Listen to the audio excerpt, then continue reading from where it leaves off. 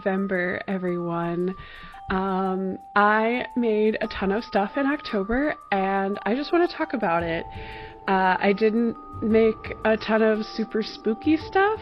I just made whatever my little heart felt like making, and I just thought it would be fun to kind of think about all the cool stuff that I made. It's also worth noting my audio should hopefully be a little better, a little different. Let me know. I'm not an audiophile, so I don't really know what I'm listening for. So let me know if this is good, bad. It should at least be a little better. So just a little side note before we get into it. But yeah, gosh, there's a lot, so I'm just gonna try to get into it right away. The first thing I did was I finished, if you watched my other video, you saw all these cool fall yarns that I made. And I technically did one of these skeins in September. I did it, I think, on like September 29th. And then the other one I finished on October 1st. So that was the very first thing that I did this month. And then, I also actually finished, spoilers, I just have a pile of stuff in front of me. I actually finished the Halloween sweater that I was talking about. I talked about it in a lot of videos where it was like, I'm working on a sweater. I might not be able to finish this thing because I'm working on a sweater. And this was the sweater. It is the Owls sweater by Kate Davies. I made this in Bernat Fluffy. So it's a bulky yarn. There's a cat being a criminal, messing with my camera. It's a bulky, super fluffy polyester yarn that I just really liked the feel of, and I saw Altknots talk about it, so I wanted to pick up 2 skeins and make a sweater with it. And I figured it was finally time to make the owl sweater, so they're on my little cabled owls. I also put one on each sleeve, which I didn't really know what I was doing, and a lot of the notes on the Ravelry projects weren't super detailed. So they are not even. They are not symmetrical, but they are there, and they could have not been there, but they are there. So, yay.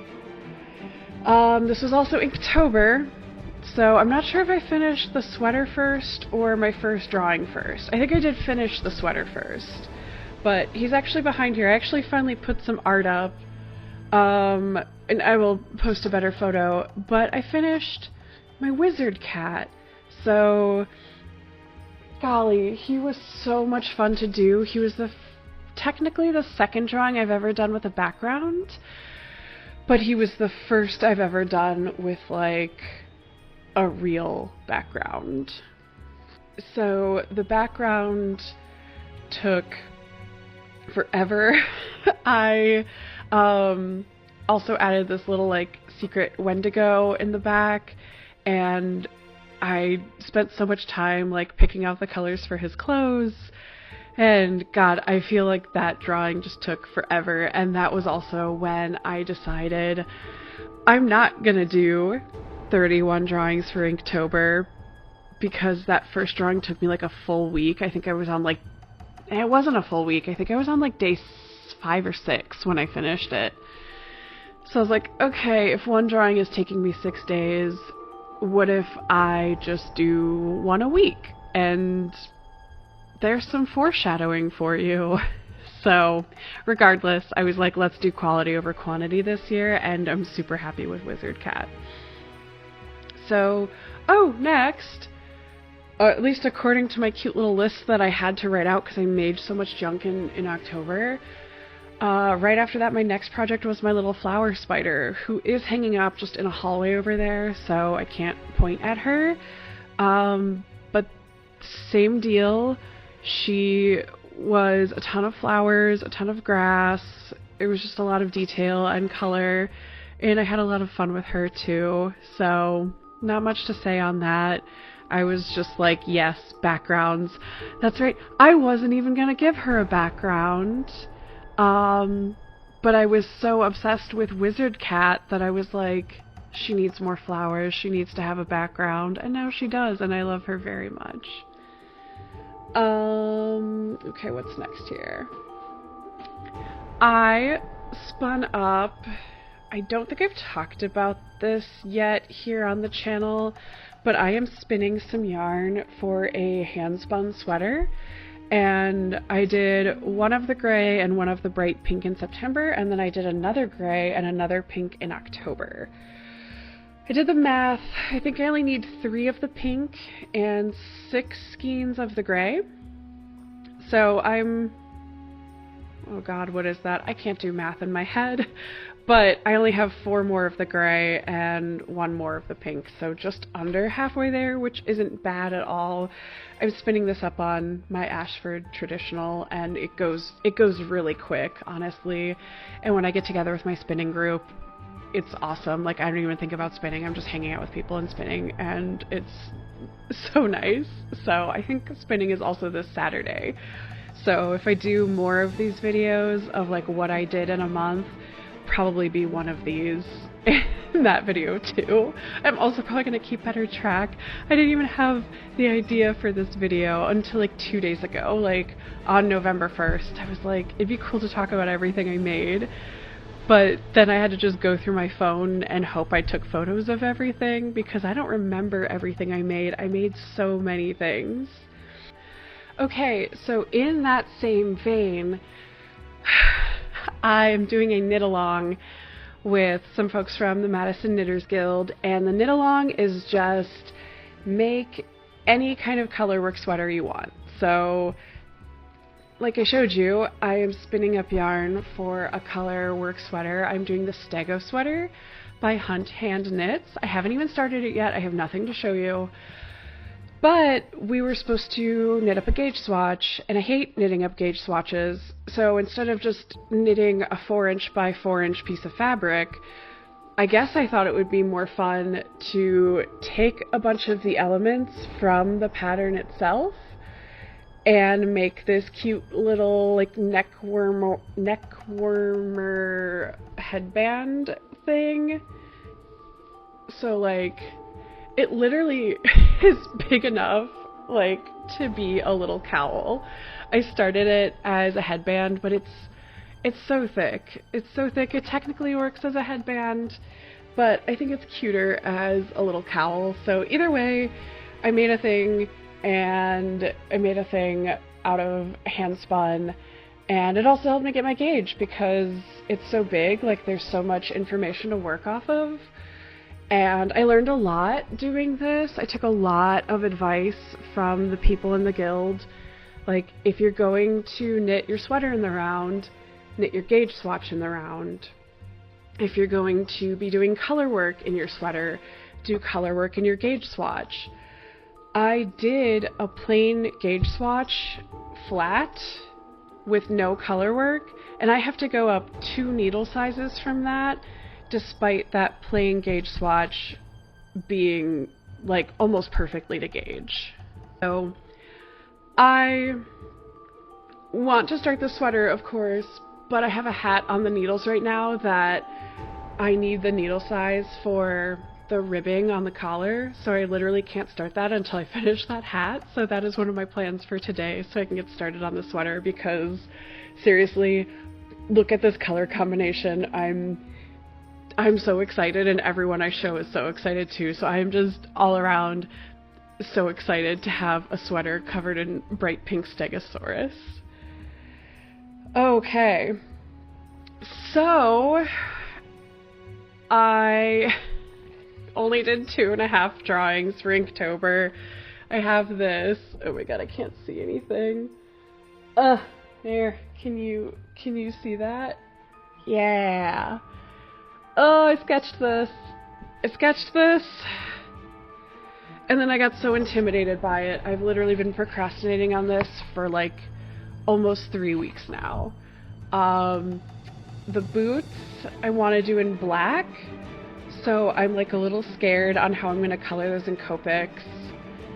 And really that's it. Like the rest, I want to do the tentacles in green, but like there's all these little suckers all these little suckers that are going to take a million years to color, and I just haven't wanted to. I just haven't wanted to sit down and face myself and face this drawing. So I didn't finish Inktober the way I had anticipated. I had 4 drawings planned. I had 4 drawings sketched out, and I only did 2, and then I inked this, and I have a 3rd one, or a 4th one that is still just a sketch. So one of these days I will do that. I don't know when. I am afraid. Okay. So the other thing I did, I spun up more yarn. This was not for anything. I have just had 8 ounces of this sitting in my roving stash for over a year, and I took a sick day, I think like October 5th, October 4th and 5th I think I took off. I was feeling sicky, and so I just spun this up because I wanted to. This is only 4 ounces. I still have another 4 ounces in my stash, and I was going to spin this up a couple weeks ago, but then I got an unexpected visit from my dad. So, and more on that in a minute, but obviously I wasn't gonna like go to spinning group if my dad was in town. But this colorway is called Water Lily. I think it's like silk, merino, and something else. I don't know where I got it. I know I got it at Wisconsin Sheep and Wool 2023. I don't know who sold it to me. The tag that was on it just said the colorway and what it was made out of. So here's some pretty blue yarn that I made. Also, I'm kind of jumping all over just because I'm trying to do this in like chronological order. Not that it really matters, but for my own sake, that felt correct. So the day that I spun this up, that night, was the Madison Knitters Guild meeting, and I wanted to make it a point to do more community projects, so things to donate, like using my time for good. And I learned that there's a food pantry around here that is looking for knit dishcloths, and I don't know if this is saying too much, but I don't really care. I used to go to that food pantry when I had absolutely no money back in like the late 2000s, early 2010s. So I was like, yes, I will definitely make you guys a dishcloth. I will say I got a little overambitious because I was like, what's a dishcloth take? Like an hour? I'll make 3 a month. That's plenty. And I made 1, and that took me 3 hours. So the river, I love you. You helped me out when I was having a hard time. But you will get 1 a month. That being said, I made a unicorn. Look at her. This is so nostalgic from when I learned how to knit. I learned how to knit in like 2010, 2011. And the way I practiced was I just got like cute little dishcloth patterns with like the knit background with just like the pearls in certain places that made these little shapes. And yeah, I was gonna donate 3, and I thought the unicorn would be fun and nostalgic, but now they're just getting a pink unicorn from me. Oh well. So I think it's super cute. I really like it. And yeah, it feels good to be able to give back to the river a little bit after they helped me out so many years ago. The other thing that I am making for a community project is this hat. It is called the Grow Hat, G-R-O, and it's technically a cable pattern, but the cables are very, very minimal. There's just like 1 or 2 on the cable needle. And the biggest part about this hat that was really tough was doing the knit 3 together through the back loop. That's a pain in the butt. But I will say, I actually liked how this turned out so much that I went to the yarn store near me and I picked up some purple yarn, and I immediately cast on a purple Grow hat, which is the hat that is on the needles that I need to use for this sweater. Huh. So the purple one I actually don't know what I'm going to do with. I don't think I want to donate it, to be honest. So we'll see. I'm just kind of playing around and having fun and making little knit flowers. So there you go. So the next few things I actually don't have with me. My work asked me very nicely to crochet some things to be the prizes for the costume contest at work. And I said, sure. And last year we had a team of 3 who won our costume contest. So the person who asked me to make these, she was sort of panicking because she was like, what if we have 3 people who win first, second, and third prize and they're all teams? So she asked one of my coworkers to make 5 prizes, and she asked me to make 5 prizes, and I said, sure, that sounds fun. So the first thing I made was the Farmhouse Bauble Pumpkin by Hague Crochet. I don't know how to say Hague, so but that was a super fun one. Full disclosure, I think it's a little overpriced for what it is, and I'm a little sad. I don't want to say I'm sad that I bought it, but I feel like I could have figured it out on my own, so yeah.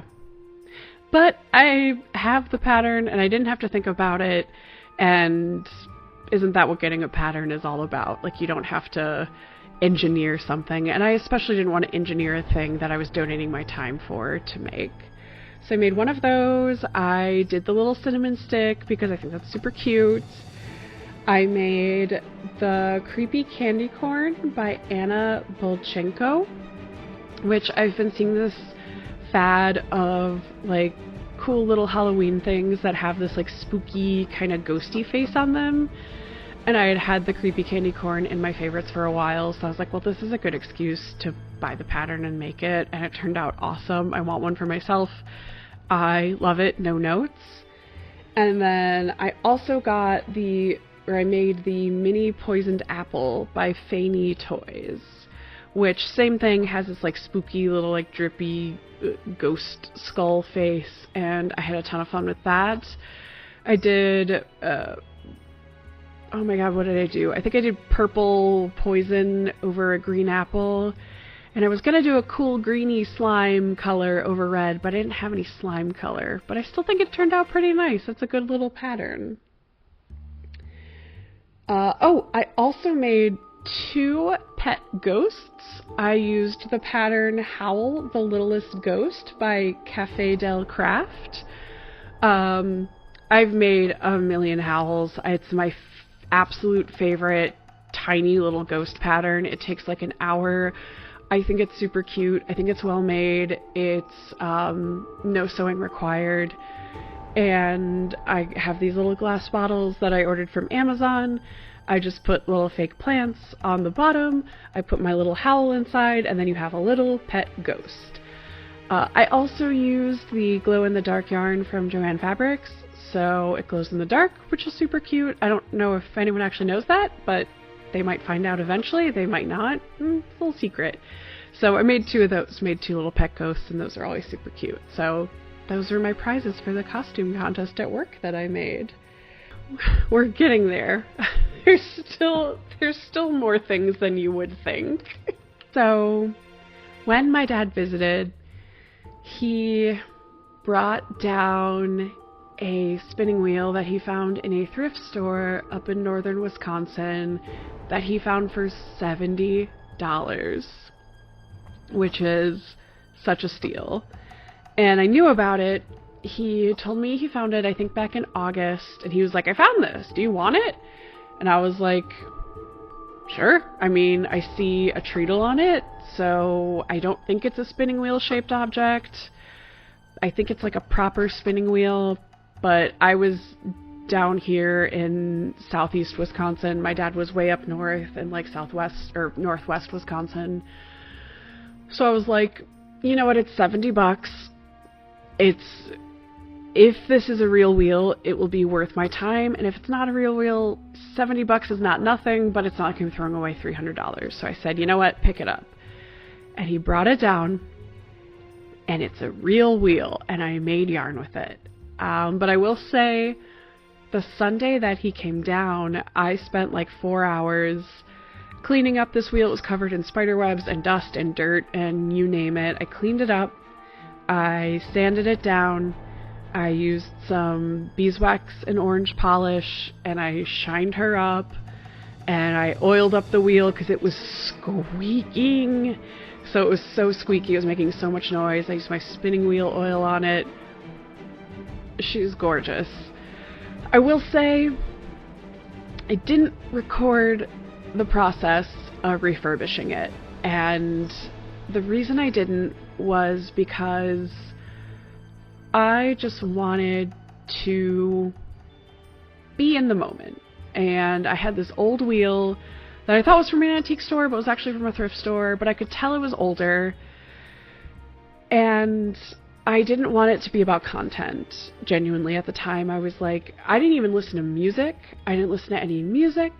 I didn't listen to a podcast. I sat out on my porch and I cleaned, and I just listened to like the sound of the wind, and that was it for like a few hours. And I was like, I just want to be one with the wheel. I just want to experience this and feel this, and I don't want to worry about camera angles. I don't want to worry about narrating it or figuring out voiceovers. I don't want to think. I just want to fix up this wheel and give her the attention that she deserves. So I did. And then when I was done, I was like, man, I wish I had documented this. So I don't have any footage of cleaning that up. I don't even know if it would be interesting, but if nothing else, I did. It was a thing that I did, so worth mentioning. And I also learned, after talking it through with my cousin, like, I don't have to put these things on YouTube for anyone else. And they don't have to be a certain quality that other people expect. It can just be a thing for me. So I have learned that if I somehow find another wheel for $70 that I clean up, we'll see. You never know. All that's to say, I found it, I cleaned it up. I asked around to try to figure out what kind of wheel is this, when is it from, who made it. And everything I've been able to glean from talking to folks on Ravelry, talking to some folks on the Discord, we think it's from the 70s. It's a big wheel, and it uses a ton of wood. And something that someone brought up is that wheels specifically from the 70s seem to use about twice as much wood as they really need, and way more wood than any other period in time. So I think it's from the 70s, which is kind of neat. And there's absolutely no maker's mark on it. There's nothing on there indicating what company or who made it. There's not a signature. There's nothing. So some folks on the Discord and myself are kind of thinking that this is just a handmade wheel. There are scribe marks on it. So that tells me that someone had to do some math, and they had to write with a pencil, like, okay, here's where this thing gets drilled in. So I don't know. There's, at this point, I think really no way of knowing. So there's that. She's big. I've been calling her Big Betty. I thought I was going to give her a different name, but then I just started calling her Big Betty, so I guess she's Big Betty now. And Big Betty made this. This is some Malabrigo roving in the colorway Frank Ochre, and it's nice. I like it. This is a chain ply. I got, I want to say like 264 yards out of 4 ounces for a chain ply. That's really good. My tension is awesome. These angles are awesome. I think it's like a DK or a sport weight, sometimes kind of getting into worsted territory, but this took forever. Big Betty makes some really thin yarn. It is a double drive wheel, which I don't have a lot of experience on. So it's finicky, and it was kind of hard to get the hang of. So, but we did We made this beauty. She's gorgeous. I want to make some fingerless gloves with her at some point. I don't know when, but she will be here when I am ready. So yes, I did spin up five. I spun up 5 hanks of yarn in October, which is nuts. So I love this though. So I definitely want to make more yarn on Big Betty. I just have been doing a lot of things. So we'll get there. Okay. So that is my new old spinning wheel saga. So all of that takes us up to Halloween, the day of Halloween. And I took a half day. I requested off a half day on Halloween because it's Halloween. I've been doing all kinds of Halloween stuff. I thought it was only fair to myself to, I don't know, take a moment to recognize that I really like Halloween and I don't want to be at work for it. So I took a half day. I worked till noon on Halloween, and then I came home and I was just so happy to be home on Halloween. I don't know what came over me, but I was like, I want to make some jewelry. So I'm going to be honest with you. I'm going to just put up pictures of these things because I made a lot. I made 19 pairs of earrings. I will say some of these I did make on November 1st, but I'm just going to count it all as the October project because that's easier for me and my brain. Also, I don't think it matters, like, whether you see it now or you see it in a month if I do the things I made in November project. It all feels like the same. I made 11 pairs of earrings when I got home on Halloween, and then I made another 8 on the 1st. And it's all kind of the same stuff. I dug through my big treasure chest of charms and goodies and notions and just saw, like, what can I mix and match? And truly just, like, some part of my inner child and my most whimsical part and the part of me who felt safe to experiment, because I don't really make a lot of earrings. I don't make a lot of jewelry, so there's no expectation. I started mixing and matching stuff, and I had a genuinely really fun time. So after 19 pairs, I was like, I think I got out of me whatever I needed to get out of me, and I'm good. And then yesterday, I spent most of yesterday taking photos of all of those, editing said photos, and then sending several of those photos into Photoshop to add little, like, here's how tall and how wide each of these earrings are so that I could put on Etsy, and then writing up the Etsy description, and then finally publishing those Etsy listings. So if I had continued to make earrings, I would still be there making Etsy listings.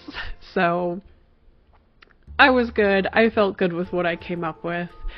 And yeah, I just sort of poked around in all my jewelry stuff and made some cool goodies. So I really enjoyed just, like, working with some of the spooky stuff I've been collecting over the season. My little bird skulls, and my little ghosts, and all my little shapes. And it got weird at a certain point. Like, I don't know, when you realize I can have this sword hanging from this bat. That doesn't make any sense. What is that? That's nothing. That's a big nothing burger. Oh well, it exists. And it's for sale if you want it. Regardless. Yeah, that was the last thing I made, was I made like 19 pairs of earrings. I also kept a pair for myself. It's the first pair of earrings I've made that I've kept for myself, which, honestly, it takes a lot of self-restraint to not keep all of them for myself.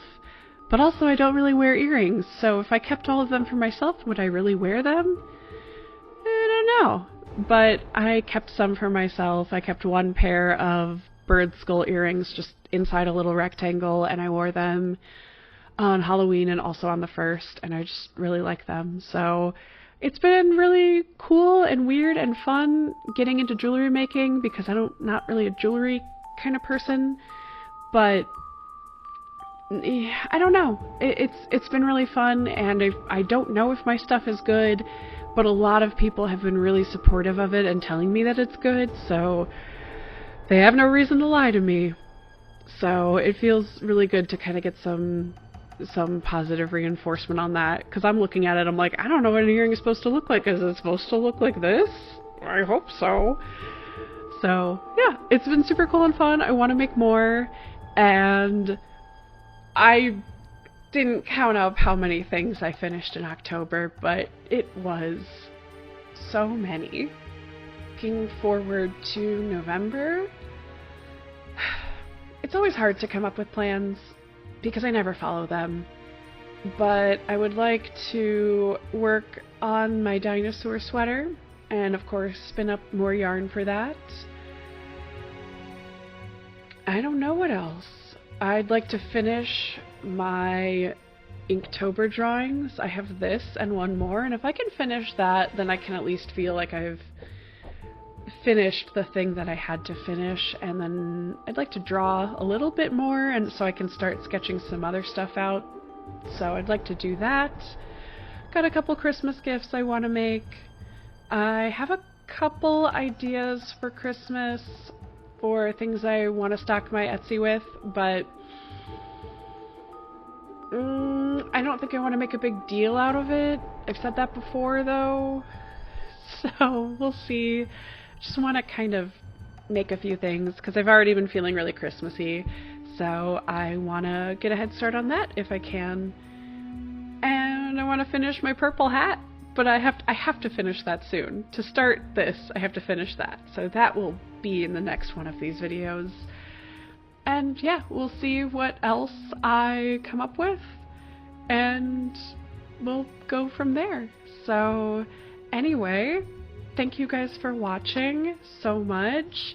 If you want to keep seeing what other cool stuff I make, feel free to subscribe, feel free to follow along to see all the weird, cool little things that I make and draw and do.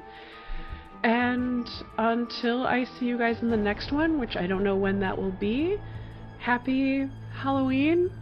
Happy November 3rd. It's Halloween, part 4. I don't know how to end videos. Anyway, genuinely, I hope you guys are having a really good November. I hope you guys enjoyed seeing all these little goodies that I made. And thank you guys so much for watching. I will see you in the next one.